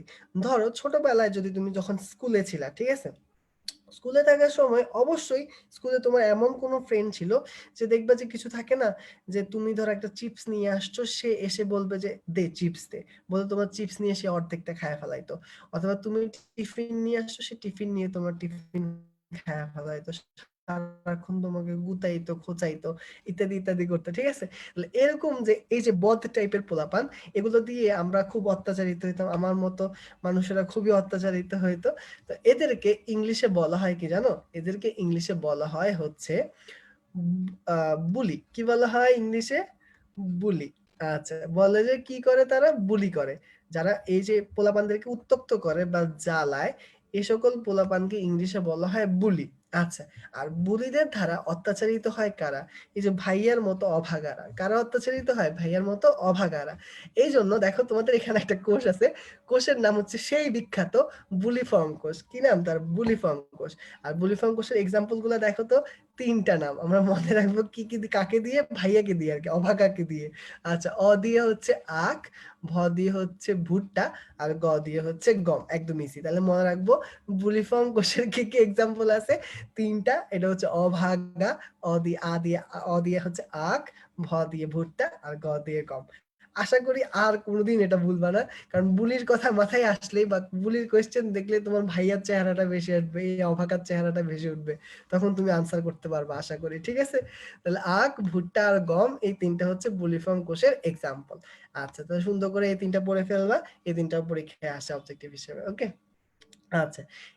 আর এখান থেকে আর তেমন কিছু ইম্পোর্টেন্ট নাই। শুধু যদি একটুখানি পড়তে চাও, ওই যে ফুলের একটা লাইন দাগানো আছে, এটা পড়লে পড়তে পারো যে ফুলের পাপড়ি এবং ফলত্বকে অ্যান্থোসায়ানিন নামক একটা রঞ্জক থাকে। এই লাইনটা দাগায় নিতে পারো। এটা অবজেক্টিভ হিসেবে পড়তে পারো। ঠিক আছে? অ্যান্থোসায়ানিন একটা রঞ্জক। ঠিক আছে? এটা নীল কালারের জন্য দায়ী। কোন কালারের জন্য দায়ী? নীল। আচ্ছা। তাহলে ফুলের পাপড়ি এবং ফলত্বকে এই নীল কালারের রঞ্জক থাকে, যার নাম হচ্ছে অ্যান্থোসায়ানিন। ওকে? আচ্ছা। তাহলে এখান থেকে আমাদের মোটামুটি পড়া হয়ে গেছে। এবার আমরা একটুখানি পড়বো এপিডার্মিসের কাজ। আচ্ছা। কোনো কোয়েশ্চেন থাকলে ভাইয়াকে কমেন্টে জানাইতে পারো, এবং সবকিছু সুন্দর করে বুঝলে ভাইয়াকে একটু জানাও। আচ্ছা, ওকে। এখন দেখো, হ্যাঁ, আমরা যাই এপিডার্মিসের কাজ। এপিডার্মিসের কাজ থেকে কি পড়তে হবে দেখো। এপিডার্মিসের কাছে তেমন কোনো ইম্পর্টেন্ট কাজ নাই। এপিডার্মিসের কাজ তো মূলত একটাই। এটা হচ্ছে বহি আবরণ তৈরি করা। ঠিক আছে? আচ্ছা, তো বহি আবরণ তৈরি করা, তাই এখান থেকে কাজ আসলে আলাদা করে রিটেনে আসে না। তবে কাজের ২ টা পয়েন্ট তোমরা অবশ্যই মনে রাখবা, যেগুলো তোমাদের জন্য মাস্ট এবং মাস্ট। সেগুলো কি দেখো? একটা হচ্ছে মূল রোম। মূল রোমের কাজ। মূল রোমের কাজ হচ্ছে পানি এবং খনিজ লবণ শোষণ করা। আর আরেকটা হচ্ছে বুলিফর্ম কোষের কাজ। সেটা কি করে? সেটা হচ্ছে পানি সঞ্চয় করে এবং পাতার প্রসারণ এবং বিকাশে সাহায্য করে। আচ্ছা, একজন কোয়েশ্চেন করছে যে বুলিফর্ম কোষ কি তা? আচ্ছা, বুলিফর্ম কোষ কি তা আমি বুঝাই বলি। বুলিফর্ম কোষ সাধারণ সাধারণ বেশিরভাগ উদ্ভিদে এদের মধ্যে দেখা যায়। ঠিক আছে? এটা কি এরকম বিশাল আকৃতির একটা কোষ, বুঝছো? আচ্ছা, যে কোষের ভিতরে সাধারণত পানি সঞ্চিত হয়। কি সঞ্চিত হয়? পানি সঞ্চিত হয়। ঠিক আছে? তাহলে কি, এটা একটা বিশাল আকৃতির কোষ, যে কোষের ভিতরে পানি সঞ্চিত হয়। ঠিক আছে? সেই কোষকেই বলা হয় হচ্ছে বুলিফর্ম কোষ। ঠিক আছে? আজকে গুগলে একটা সার্চ দিবা বুলিফর্ম কোষ, সুন্দর করে দেখতে পাবা আশা করি। ঠিক আছে? কোনো সমস্যা হবে না। ওকে? আচ্ছা, তাহলে সুন্দর করে মূল রোমের কাজটা পড়বা, যে পানি এবং খনিজ লবণ শোষণ করা। বুলিফর্ম কোষের কাজ পড়বা, এটা হচ্ছে পানি সঞ্চয় করে এবং পাতার প্রসারণ বিকাশে সহায়তা করে। ঠিক আছে? এই দুইটা কাজই পরীক্ষার জন্য ইম্পর্টেন্ট। আর তেমন একটা আসে না এপিডার্মিসের কাজ। আচ্ছা, এরপর আসে এপিডার্মাল উপাঙ্গ। আজকে লাস্ট টপিক হিসেবে আমরা পড়বো কি এপিডার্মাল উপাঙ্গ। এখন দেখো, এটা ভাইয়ার ত্বক। ঠিক আছে? এটা ভাইয়ার কি স্কিন, তাই তো? স্কিনের মধ্যে দেখো ছোট ছোট ছোট লোম আছে না? সবার স্কিনের মধ্যে লোম আছে না? অবশ্যই আছে, আছে তো। এই যে চুল আছে না, এগুলোকে বলা হয় কি এপিডার্মাল উপাঙ্গ। মানে এপিডার্মিসের বাইরের কিছু প্রবর্ধন। ঠিক আছে? যেগুলো এপিডার্মিসের অংশ। ঠিক আছে? তো ওরকমই উদ্ভিদের ক্ষেত্রেও এরকম কিছু এপিডার্মাল উপাঙ্গ থাকে। ওদের উপাঙ্গ কি কি থাকে? ওদের থাকে হচ্ছে, একটা নাম হচ্ছে রোম, একটা নাম হচ্ছে শল্ক, একটা নাম হচ্ছে কোলেটার্স, একটা নাম হচ্ছে থলি। ওদের 4টা জিনিস থাকে। বলো কি কি থাকে? রোম থাকে। রোম মানে কি জানো? রোম মানে আমাদের যেমন লোম, ওদের হচ্ছে ওটা রোম। ঠিক আছে? আমাদের যেটা লোম, সেটা হচ্ছে ওদের কি রোম। আচ্ছা, রোম বা ট্রাইকোম, ইংলিশ দেওয়া আছে হেয়ার। ঠিক আছে? অথবা ট্রাইকোম বলা হয়। এগুলো হচ্ছে এককোষীয় উপাঙ্গ হইতে পারে এবং এটা কিউটিকল বিবর্জিত। ঠিক আছে? আচ্ছা, তাহলে এখানে 2 ধরনের রোম হয়। মূলের গায়ে এক ধরনের রোম হয়, যেটাকে বলা হয় মূল রোম। আর কাণ্ডের গায়ে এক ধরনের রোম হয়, সেটাকে বলা হয় কাণ্ড রোম। তাহলে দুইটার বৈশিষ্ট্য অবশ্যই পড়বা, যে মূল রোম হচ্ছে এককোষী আর কিউটিকল থাকে না। আর কাণ্ডের রোমটা হচ্ছে বহুকোষী আর অবশ্যই কিউটিকল থাকে, মানে একটার একটার অপোজিট। মূল রোম কি এককোষী এবং কিউটিকল থাকে না, আর কাণ্ডরোম বহুকোষী এবং কিউটিকল থাকে। আচ্ছা, এবার দেখো এগুলোর কাজ করবো। মূল রোমের কাজ হচ্ছে পানি শোষণ করা, একটু আগে পড়ছি। পানি এবং খাদ্য শোষণ করা কার কাজ? মূল রোমের কাজ, পড়ছি একটু আগে। আচ্ছা, আর কাণ্ড রোমের কাজ হচ্ছে আঠা, গদ এবং বিষাক্ত পদার্থ ক্ষরণ করা। তাহলে এই দুটা কাজ মনে রাখবো। মূল রোমের কাজ হচ্ছে পানি শোষণ করা, আর কাণ্ড রোমের কাজ হচ্ছে আঠা, গদ ইত্যাদি বিষাক্ত পদার্থ বের করে দেওয়া। ঠিক আছে? এই দুটা কাজ মনে রাখবা। আচ্ছা, এরপর আসি শল্ক। শল্ক কি? শল্ক হচ্ছে অনেকটা তোমার ইয়ের মতোই, রোমের মতোই। এটা হচ্ছে একটু পাতলা পর্দা থাকে, ওটার গায়ে একটা কি থাকে? পাতলা পর্দা থাকে, ওটাকে বলা হয় শল্ক। ঠিক আছে? তো পাতলা পর্দা হলে এই যে রোম গুলো, এগুলোকে বলা হয় শল্ক। এদের কাজটা শুধু রাখবা, তোমরা কাজটা মনে রাখবা, আর কিচ্ছু পরীক্ষায় আসে না। এরা প্রশোধন হার কমাতে সাহায্য করে। প্রশোধন কি? এখনো তো আমি পড়াই নাই প্রশোধন, তোমাদের আপু চ্যাপ্টার পড়াবে। প্রশোধন হচ্ছে ওই যে পানি বের হয়ে যাওয়ার যে পদ্ধতি, সেটাকে বলা হয় প্রশোধন। তো ওই প্রশোধনের হারটাকে কমায় হচ্ছে শল্ক। ঠিক আছে? তাহলে শল্কের কাজটুকু শুধু পড়বা, আর কিছু লাগবে না। শল্কের কাজ কি? পানির প্রশোধন হার কমানো। ওকে, শেষ। এবার আসি কোলেটার্স বা গ্রন্থিরোম। কোলেটার্স কি? কোলেটার্স হচ্ছে একটা রোম, যেটার ভিতরে গ্রন্থি থাকে। কি থাকে? গ্রন্থি। গ্রন্থি মানে কি? মানে কোনো আঠালো বা কোনো এনজাইম ইত্যাদি ক্ষরণ করার মতো কোষ, ওগুলাকে বলা হয় গ্রন্থি। ঠিক আছে? বুঝতে পারছি? তাহলে ওই গ্রন্থি যদি কোনো একটা রোমের মধ্যে থাকে, তাহলে সেটাকে বলা হয় কোলেটার্স বা গ্রন্থিরোম। ঠিক আছে? আর এটার কাজ কি? আঠালো পদার্থ ক্ষরণ করা। এই যে চকচকে আঠালো পদার্থ থাকে, ওই যে গ্রন্থির ভিতরে কি থাকে, এই যে ধরো এটা একটা গ্রন্থি, এই গ্রন্থির ভিতরে থাকে আঠালো চকচকে পদার্থ, এটা ক্ষরণ করাই হচ্ছে কোলেটার্স এর কাজ। তাহলে কোলেটার্স এর কাজ থেকে এতটুকুই পড়বা যে আঠালো চকচকে পদার্থ ক্ষরণ করা। কোশ্চেন আসছে যে ভাইয়া কিউটিকল কি? ভাইয়া বুঝাইছিলাম কিউটিকল কি। কিউটিকল হচ্ছে এক ধরনের মোমের আবরণ, যেটা দুইটা জিনিস দিয়ে তৈরি হয়, একটা নাম হচ্ছে কিউটিন, একটা নাম হচ্ছে সুবেরিন, দুইটাকে একসাথে করে হয়েছে কি কিউটিকল। আচ্ছা, এটা কি হয়, এটা হচ্ছে পাতার, ধর এটা ভাইয়ার হাত হচ্ছে একটা পাতা, পাতার উপরে এরকম ছোট্ট মানে একদম চিকন করে একটা লেয়ার থাকে, মোমের লেয়ার থাকে। এই মোমের লেয়ারের কাজ কি? মোমের লেয়ারের কাজ হচ্ছে পাতা থেকে যাতে পানি কন্টিনিউয়াসলি বের হইতে না থাকে, মানে প্রশোধন যাতে বেশি না হয় সেটা থেকে ওকে রক্ষা করে, ঠিক আছে?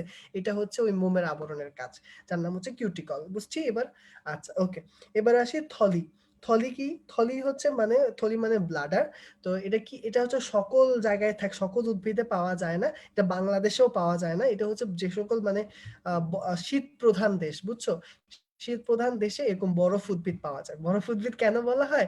কারণ হচ্ছে ওদের মানে এপিডার্মাল একটা উপাঙ্গ থাকে যেখানে ওরা পানি সঞ্চয় করে। কি করে? পানি সঞ্চয় করে। তো যখন অনেক শীত পড়ে, বুঝছো, অনেক ঠান্ডা পড়ে, বরফ পড়ে, তখন কি হয়, ওই ভিতরের পানিগুলো বরফ হয়ে যায়, ভিতরের পানিগুলো কি হয়ে যায়, বরফ হয়ে যায়। তখন ওইটাকে বলা হয় বরফ উদ্ভিদ, আর ওই থলিটাকে বলা হয় হচ্ছে ব্লাডার, ঠিক আছে? এটার একটা এক্সাম্পল হচ্ছে কি, মেসেম ব্রায়ানথেমাম ক্রিস্টালিনাম, ঠিক আছে? মনে হচ্ছে হ্যারি পটারের কোনো মানে মন্ত্র বলতেছি ভাইয়া। তো এইটা কষ্ট করে মুখস্থ করার দরকার নেই ভাই, একটা সহজ টেকনিক বলি, যদি কখনো পরীক্ষায় আসে, শুধু এখান থেকে এই ক্রিস্টাল কথাটা মনে রাখো। কি কথাটা মনে রাখবে? ক্রিস্টাল। তার মানে ক্রিস্টাল খুঁজে পাইলেই তুমি বুঝে যাবা যে এটা বরফ উদ্ভিদ।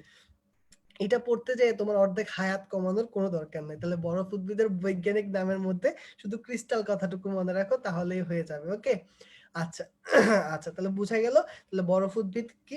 বরফ উদ্ভিদের মধ্যে একটা থলি থাকে, ওই থলির ভিতরে পানি সঞ্চয় করে, শীতের দিনে সেটা ওরকম বরফে পরিণত হয়ে যায়, ঠিক আছে? আচ্ছা, তাহলে বুঝা গেল। তাহলে আমরা থলি কি এটাও বুঝলাম, এটা এক ধরনের উপাঙ্গ। ওকে, তাহলে এরকম 4 ধরনের উপাঙ্গ আছে। ওকে, তাহলে আমাদের হয়ে গেল। এটার সাথে সাথে আমাদের এপিডার্মাল উপাঙ্গ শেষ এবং আমাদের লেকচারও শেষ। আচ্ছা, তো আজকের লেকচার আমরা এই পর্যন্তই রাখতেছি। যদি এই পর্যন্ত বুঝতে থাকো তাহলে ভাইয়াকে একটু কমেন্টে লেখো যে ভাইয়া বুঝছি বা ভাইয়া ক্লিয়ার। আর যদি কোনো কিছুতে সমস্যা থাকে তাহলে ভাইয়াকে কমেন্ট করে জানাও, ভাইয়া চেষ্টা করি যে ওটা আবার বুঝাই দিতে।